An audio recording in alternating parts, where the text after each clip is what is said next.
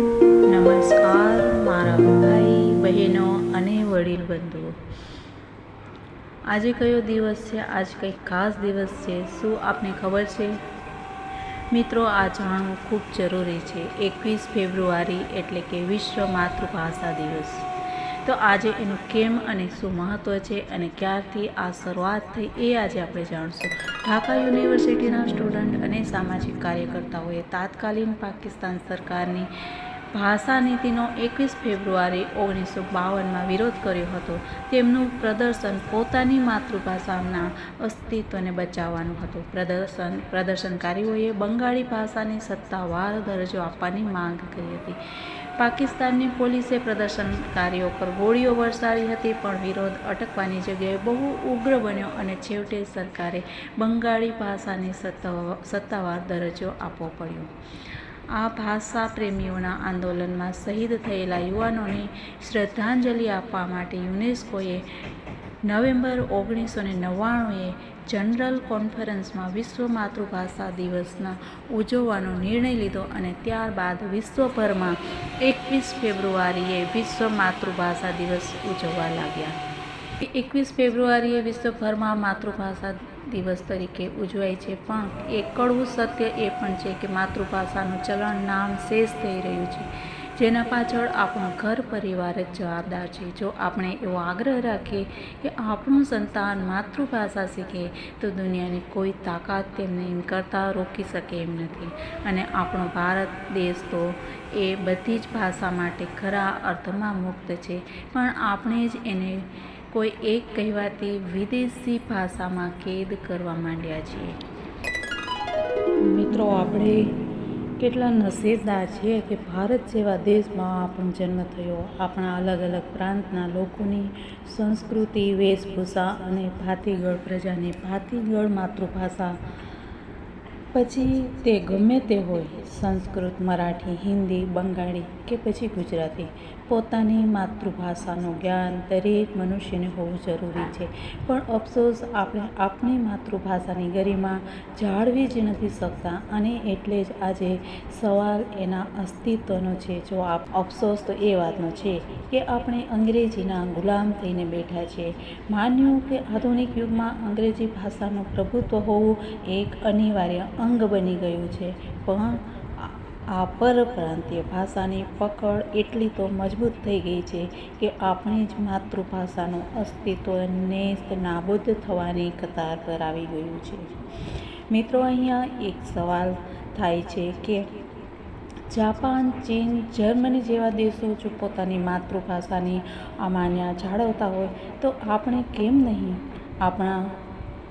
હમણાં આપણા વડાપ્રધાન નરેન્દ્ર મોદી માતૃભાષાની ગરિમા જાળવીને વિદેશમાં પણ હિન્દીમાં ભાષણ આપી અને સભા ગજવી મૂકી. એટલું જ નહીં, દેશના અલગ અલગ પ્રાંતમાં જઈને તેમણે એમની ભાષામાં ભાષણ કરી અને ગજકેસરીએ દરેક હિન્દુસ્તાનીના હૃદયમાં જગ્યા મેળવી લીધી. તો મિત્રો, આપણે આપણી ભાષાને કેમ મહત્ત્વ નથી આપતા એ એક સવાલ છે. મિત્રો, આપણી માતૃભાષાની હાલત હાલના આધુનિક યુગમાં તો વધારે કફોડી છે, કારણ કે બે અલગ અલગ માતૃભાષા ધરાવતા સ્ત્રી અને પુરુષ જ્યારે લગ્ન ગ્રંથિથી જોડાય છે, દયનીય સ્થિતિ એમના બાળકોની થાય છે, કારણ કે બાળકોને ખબર જ નથી હોતી કે માતૃભાષા કઈ છે. મમ્મી અલગ ભાષા બોલે, પાપા અલગ ભાષા બોલે છે, અને વધારે પડતા તો આજકાલના મોડર્ન માતા પિતા અંગ્રેજી જ વધારે બોલતા હોય છે. ઘરમાં પણ માન્યું કે તમે અંગ્રેજી ભાષાનું શિક્ષણ આપો, પણ ઘરમાં તો તમે ગુજરાતી ભાષા બોલી શકો છો ને. તો માતૃભાષા શીખવી બહુ જરૂરી છે, કેમ કે આપણે જાણીએ છીએ કે જ્યારે આપણે કોઈ અભિવ્યક્તિ કરવી હોય, આપણા અંદરથી જ્યારે કોઈ અવાજ આવે છે ત્યારે હંમેશા એ આપણી માતૃભાષામાં જ આવે છે, અને એમાં આપણી અભિવ્યક્તિ વધારે સારી રીતે થઈ શકે છે.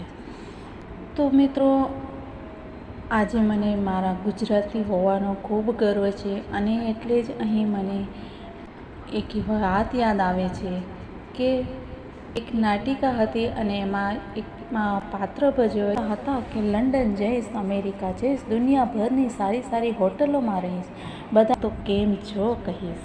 કેમ છોમાં પ્રેમ છે, આવજોમાં ભાવ છે.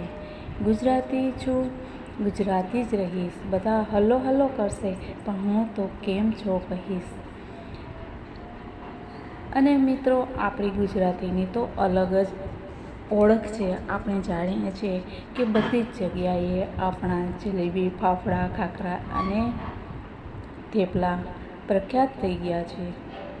તો મિત્રો, આ માટે આપણે ગુજરાતી હોવાનો ખરેખર ગર્વ હોવો જોઈએ, અભિમાન હોવું જોઈએ.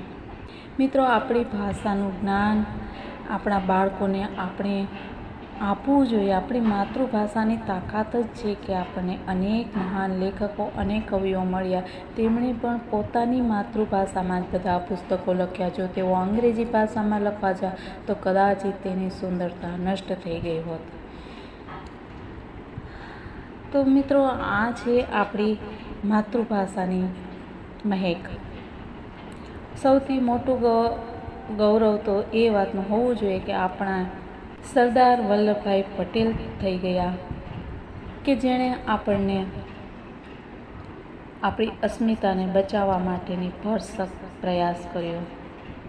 તો આપણે પણ આપણા બાળકોને માતૃભાષાને લખતા અને વાંચતા શીખવવાનો આજે જ સંકલ્પ લઈએ અને આપણા બાળકોને આપણે આપણી ભાષાનું જ્ઞાન છે એ આપીએ.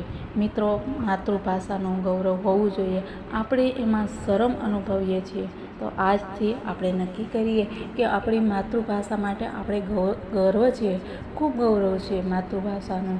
તો હંમેશા આપણે આપણી ભાષાને જ મહત્ત્વ આપવું જોઈએ અને બાળકોને પણ શીખવવી જોઈએ. હા, મેં મારા બાળકોને પણ હું અત્યારના ગુજરાતી ભાષામાં જ વાતો કરું છું અને એ પણ ગુજરાતી શીખે છે. તો સાથે સાથે એક નવી ભાષા પણ શીખશે અને એની એમાં પકડ પણ આવતી જશે. તો બચપણથી એ નાનપણથી જ એને ઘરમાં ગુજરાતી ભાષા શીખવો. જ્યારે કોઈ ઇંગ્લિશ, ગુજરાતી, હિન્દી મિક્સ કરે છે ત્યારે બહુ કોમેડીઝ એક ક્રિએટ થઈ જતી હોય છે. આપણે જોઈએ જ છે અને આપણને હસવું પણ આવે છે કે કેટલી લાચારી છે એ લોકોની કે એમાં ઇંગ્લિશ શબ્દો આવતા જાય છે અને એમાં એ મોર્ડન માને છે. તો ઠીક છે, ચલો આજથી આપણે શરૂઆત કરીએ. તો જય હો ગરવી ગુજરાત. આપણે મળીએ કાલે કાંઈ નવી વાતો સાથે. ત્યાં સુધી બધાને જય હિન્દ, વંદે માતરમ, ભારત માતાની જય.